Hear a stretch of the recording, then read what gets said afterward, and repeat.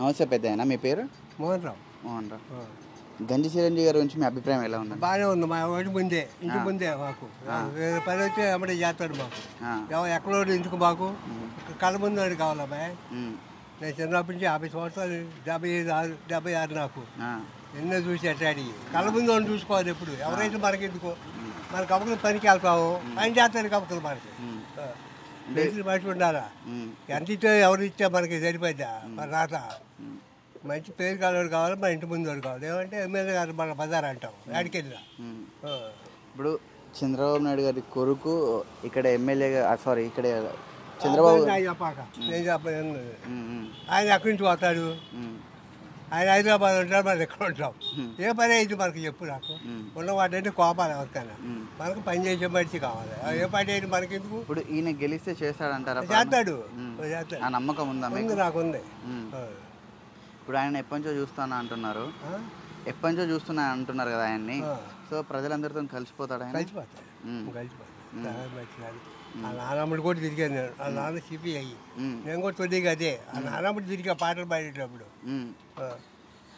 ఇప్పుడు వాళ్ళు ఎట్లా కష్టపడి ఎదిగిన ఫ్యామిలీ అయినా, లేకుంటే వాళ్ళ మీద ఏమైనా కబ్జాలు అయ్యి ఉన్నాయి?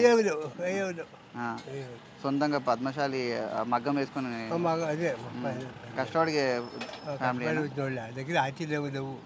వాళ్ళు కొత్తపేట వాళ్ళది. మన ఊరు కొత్తపేట నుంచి వచ్చి ఇక్కడికి వచ్చారు. పని చేసుకొని బతికారు. అంటే వాళ్ళు సంపాదించుకున్న ప్రతి రూపాయి వాళ్ళు సొంతంగా కష్టపడ్డదే అంట. కష్టపడ్డారు.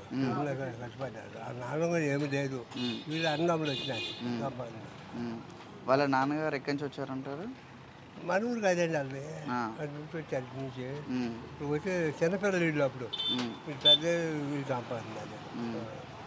అంటే ఇప్పుడు ఇక్కడ ఉన్న ప్రజలందరూ ఆయన్ని గెలిపించుకునే అవకాశం ఉందంట? ఉంది. కళ్యాణ మండపం వచ్చినారు ఊరినే. కళ్యాణ మండపం కూడా ఊరినే. కళ్యాణ మండపం ఎవరు కట్టించారు? అదే కట్టించారు. ఎవరు? చిరంజీవి గారు అదే కట్టించారు. ఊరినే కళ్యాణ మండపం కూడా. డబ్బులు లేవు. పెళ్లి చేసిన ఏది చేసినా డబ్బులు లేవు. ఫ్రీగానా? ఫ్రీగా. కళ్యాణ మండపంని డబ్బులు లేకుండా ఏం కట్టకుండా ఫ్రీగా వాడుకోవచ్చు. ఎవరికైనా ఫంక్షన్లు ఉన్నాయి ఏమన్నా కూడా అందరూ ఏ కులానికి వాడుకోవచ్చు.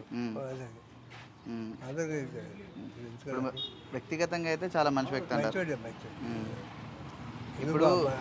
ఇప్పుడు లోకేష్ బాబు గారి మీద నిలబడుతున్నారు కదా, ఇప్పుడు ఆయన పెద్ద ఎత్తున ఆయన ఉన్నారు, ఆయన తట్టుకోగలుగుతారు? నేను చెప్పేది ఏమంటే నేను ఒక మాట చెబుతున్నా. ఆరికే 2 మాట గెలిచాడు. తిరిగా నేను అమ్మటే జమున వచ్చింది గెలిచిందా? జమున ఎక్కడ మడిచి మంచిలు తెచ్చుకుంది. మన మంచి కాడ తాగిద్దా? మన మంచిలు తెచ్చుకుంది ఎక్కడి నుంచో. గెలిచిందా? పొరుగు రోడ్డు ఎప్పుడు గెలవడు. ఇక్కడ చూసుకుంటే ఎవరు చూస్తున్నా? రైతులు చూసుకుని ఎవరు? ఇక్కడ ప్రజలు మనవాడిని అనుకునే గెలిపించుకుంటారు. అంటే గెలిపించుకుంటాం. ఇక్కడ ఎప్పటి నుంచో ఉంది. ఎవరి పైన 2 మాట గెలిచాడు. అమృత రామరాజు 2 మాట గెలిచాడు. గోదావరి 1 మాట గెలిచాడు. 5 రూపాయలు కూడా గెలిపిస్తున్నారు జనం ఇక్కడ మనోడని. వాటి ముందు మంచి కావాలి మనకి.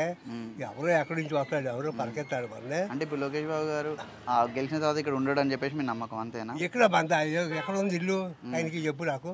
ఎక్కడున్నాడు? ఆయన హైదరాబాద్లో ఉంటాడు. గెలిస్తే ఇప్పుడు ఒకవేళ టీడీపీ గవర్నమెంట్ వస్తే నేను ముఖ్యమంత్రి అంటే అభ్యర్థిని మంగళగిరి నుంచి ఒక ముఖ్యమంత్రి అభ్యర్థి ఉంటే ఎలా ఉంటుంది అనేది అంశం మీద వాళ్ళు తీసుకొస్తున్నారు. అది అవ్వలేదు ఎందుకు అనుకోవడం. అంటే ఆయన ముఖ్యమంత్రి అయ్యేవారు. ఇప్పుడు అందుకే గంజి చిరంజీవి గారినే కోరుకుంటున్నారా మీరు? అయితే కోరుకుంటున్నాను. నేను కోరుకుంటున్నా నాకు ఎందుకు. మీ వరకు అయితే నా మటుకు నేను కుమ్మరి అబ్బాయిని. నేను కుండలు తీసుకొని బతుకుతా. ఒక 9 నెలలు ఎంత మట్టికి ఆ పింఛన్లు వస్తుంది అంత మట్టికి నాకు. అది దాని నాకు ఎవరు వస్తాయి అబ్బాయి. ఇది అమ్ముకోవడం, అది అమ్ముకోవడం, అది ఇచ్చి అమ్ముకోవడం ఏంది? నేను ఆడేది మేము కుమ్మరిలో అమ్ముకోవటం. మా పొలంలోనే అమ్ముకొని తిన్నాం. ఇప్పుడు కంటే కట్టబడి పని చేసుకుంటాం. ఒకరు వస్తే తీసుకుందాం. ఇల్లు ఉండాలి, మాకు ఇల్లు ఉండాలి. మొత్తానికి అయితే గంజి చిరంజీవి గారు గెలిచే అవకాశం ఉందంటారు ఇక్కడ మంగళగిరిలో. అదే ఎన్ని మాట ఇచ్చి అమ్ముకున్నారు ఒకళ్ళు. ఎన్ని మాట ఇస్తా ఆయన అమ్ముకుంటున్నారు. ఎన్ని మాట ఇచ్చారండి ఇల్లు. చిన్నప్పుడు అక్కడే ఉన్నాను. ఇవన్నీ ఇచ్చినాయి కదా ఇవన్నీ ఇస్తుంది అమ్ముకుంటే కూడా వస్తుంది లేదంటే. అది ఎప్పుడు అనవు మేము ఆ మాట. మా కుమ్మరం బట్టికి అనవు ఏరాళ్ళు. ఇల్లు ఉండాలి మాకు. ఎవరు ఎనబడికి ఎత్తాను ఎవరు జనమే పడేదే మంది మనమేనా? ఇల్లు లేదనుకుంటాం మనమే పడేదేగా. ముసవాడైనా పింఛన్ అది ఒక ధర్మం నాకు. ఎన్ని ఇచ్చే చాలు, ఎన్ని ఇచ్చినా ఈ పింఛన్ అయితే మీకు ఉపయోగపడుతుంది. ఉపయోగపడింది నాకు. ఇల్లు ఉంది, అది లేదు నాకు. కొడుకుంటాడు, కొడుకు, ముగ్గురు ఆడపిల్లలు పెళ్లి చేసుకున్నా. బ్రహ్మాండం ఉంది నాకే. మనవాళ్ళు చదువుకుంటున్నారు, బాధ లేదు నాకు. ఇల్లు పెట్టి పారు పెద్దమ్మాయి ఉన్నోళ్ళే. నేను మరి రామన్న కూడా మన ఇల్లు పడేది కదా, మన ఇల్లు మనం చూసుకోవాలి. చిరంజీవి గారి మీద ఏమన్నా అభియోగాలు ఉన్నాయా ఇక్కడ? మంచి వ్యక్తి అనే పేరు ఉంది. ఎవరిని ఆగమంటే ఆగుతాడు, మాట్లాడతాడు. సరే బాబా, థ్యాంక్ యూ. అమ్మా నమస్తే, మీ పేరు? నా పేరు శివసు. ఇప్పుడు గంజి చిరంజీవి గారు, నారా లోకేష్ గారు తెలుసా ఇద్దరు?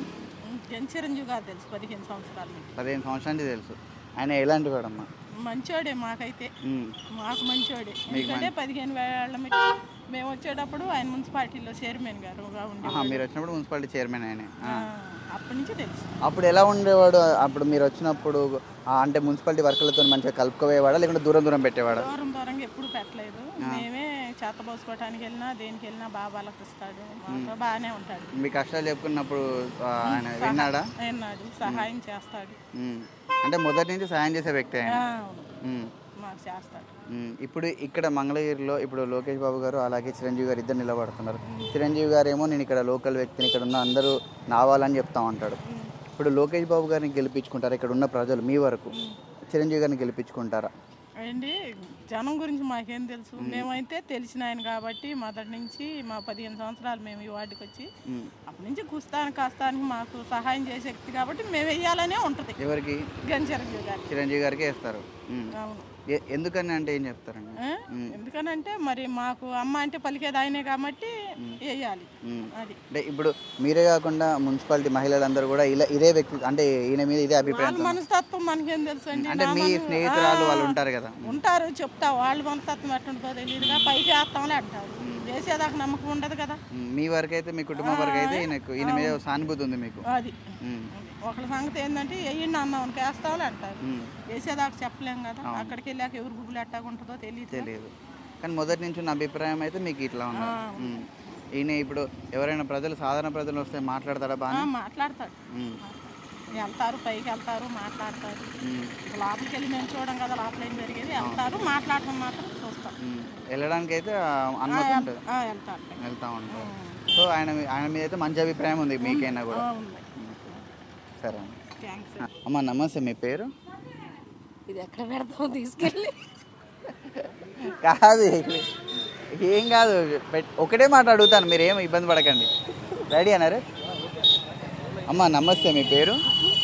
నా పేరు వెంకటేశ్వరమ్మ. అమ్మ ఇప్పుడు గంజి చిరంజీవి గారి గురించి మీ అభిప్రాయం ఎలా ఉంది? ఎందుకంటే మీరు ఇక్కడ ఎప్పటి నుంచో చేస్తూ ఉన్నారు పని, ఇట్లా ఎలా ఉంది? ఆయన మంచి వ్యక్తే కాదా? ఆయన ఇప్పుడు రాజకీయాల్లో నిలబడతాడు కదా, ఒక రాజకీయ నాయకుడు మన దగ్గర నిలబడాలంటే ఏ ప్రజలైనా కోరుకునేది నీతి గలవాడు నిలబడాలి, మంచిగా నిలబడాలి అనుకుంటారు. మరి ఈయన మీద మీ అభిప్రాయం ఎట్లుంది? అసలు చిరంజీవి గారి మీద మీ అభిప్రాయం ఎట్లుంది? మంచి వ్యక్తి అని ఉందా, లేకుంటే చెడ్డ వ్యక్తి అని ఉందా? మంచి వ్యక్తి. మంచి వ్యక్తి. ఈయన గెలిస్తే మంచి చేస్తాడని మీకు నమ్మకం ఉందా? లేకుంటే అందరు రాజకీయ నాయకులుగానే ముందుగానే మాటలు చెప్పి తర్వాత తప్పించుకొని తిరిగే వ్యక్తి అనుకుంటున్నారా? మంచి చేస్తాడని అందరూ నమ్మకం ఉంది. ఇప్పుడు ఆయన మాట్లాడితే నేను ఇక్కడ లోకల్ వ్యక్తిని, లోకేష్ బాబు గారు ఇక్కడ లోకల్ కాదు, నేనైతే ఇక్కడ లోకల్ వ్యక్తిని, ఎన్నో సంవత్సరాల నుంచి నా ప్రజలందరికీ అందుబాటులో ఉన్నాను, వాళ్ళ మీద నాకు నమ్మకం ఉందని అంటున్నాడు. ఈయన మాటలు విశ్వసిస్తారా, నమ్ముతారా మీరు? నమ్ముతాం. నిజంగా ఆయన చెప్పినట్టు చేస్తారని నమ్మకం ఉందా? నమ్మకం ఉంది. మీరు ఏమనుకుంటారమ్మా, ఈయన మీరు గెలిపించుకుంటారా? గెలిపించుకుంటాం.